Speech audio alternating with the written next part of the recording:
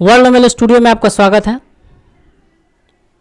पूरे world Nobel परिवार की ओर से आपको धन्यवाद देते हैं कि आपने वर्ल्ड नोबेल स्टूडियो को अपना बेशकीमती वक्त दिया। चूँकि आपको भी देखते हैं कि श्री राम कथा जानकी धाम चैनल पे आपका राम कथा का प्रवचन आते रहते हैं, इसलिए आपको उस इतना सारा शेड्यूल के बाद भी आपने समय दिया, सो कोटि कोटि धन्यवाद। चूँकि आप भी प्रवक्ता, धीरेन्द्र कृष्ण शास्त्री भी प्रवक्ता, आप प्रवचन करते हैं, लेकिन धीरेन्द्र कृष्ण शास्त्री एक नया भी काम करते हैं, वो दरबार लगाते हैं। तो उनके दरबार से संबंधित कुछ मन में ये आ रहा है कि हमारे मन में आ रहा है, तो बहुत सारे दर्शकों को भी आता होगा कि धीरेन्द्र कृष्ण शास्त्री के दरबार में उपस्थित तो लाखों में लोग होते हैं, लेकिन उस दरबार में पेशी किसी किसी का होता है। ऐसा क्यों? क्या कहीं कोई पैरवी पहले से रहता है? मतलब मेरा डाउट जा रहा है, पर्सनल डाउट है कि कोई पैरवी रहता है, या कोई स्पेशल वो लोग रहता है, या कोई पॉलिटिकल अप्रोच रहता है, या फिर क्रिटिकल मैटर रहता है। सबकी पेशी क्यों नहीं? सीधा सीधा यहाँ सवाल है। जय माँ कामाख्या। आपको बहुत बहुत धन्यवाद है, क्योंकि आपने ये जो प्रश्न किया, आप जैसे जैसे बहुत सारे व्यक्तियों को ये सवाल, ये बात मन में आ ही रही होगी। सबसे पहले तो हम अपनी इष्ट, अपनी भगवती से प्रत्येक व्यक्ति के मंगल की कामना करते हैं कि सबका कल्याण हो, सबका जय हो, सबका विकास हो। देखिए, आपने जैसा बताया कि पेशी, वहाँ हम आप जितने भक्तगण, जितने पीड़ित व्यक्ति जाते हैं, पेशी वहाँ सब करते हैं। पेशी प्रत्येक मनुष्य जाकर के वहाँ जितने व्यक्ति उपस्थित होते हैं, पेशी सब करते हैं, हाजिरी सब लगाते हैं, उपस्थिति सबकी होती है, अर्जी सबका नहीं लग पाता है।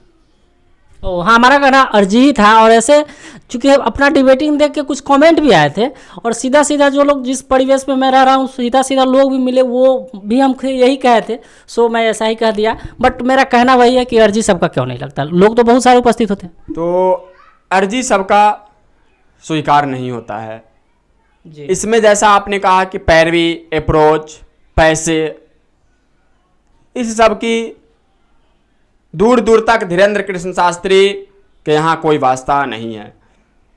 हमारे भ्राता श्री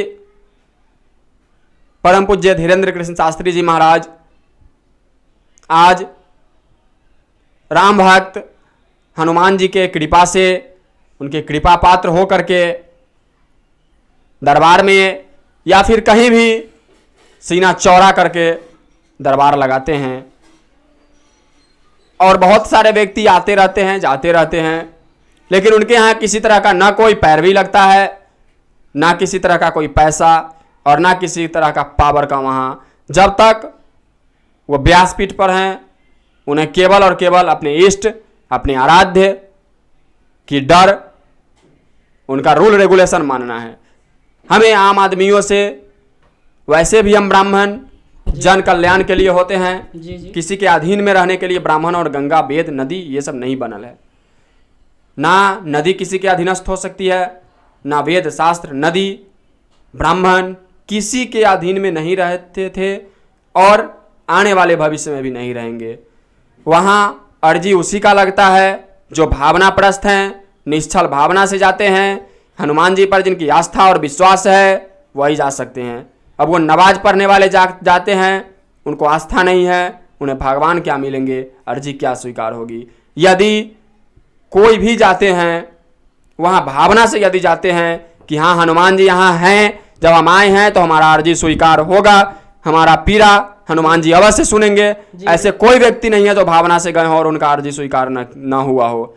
यदि आप निश्चल भावना से जाते हैं, किसी भी तरह का कमेंट करने के लिए जाते हैं, अपने किसी तरह की जानकारी के लिए जाते हैं, वो आपका मैटर है। लेकिन यदि भावना से आप जाते हैं तो वहाँ आपकी अर्जी स्वीकार ना हो, ये कतई संभव नहीं है।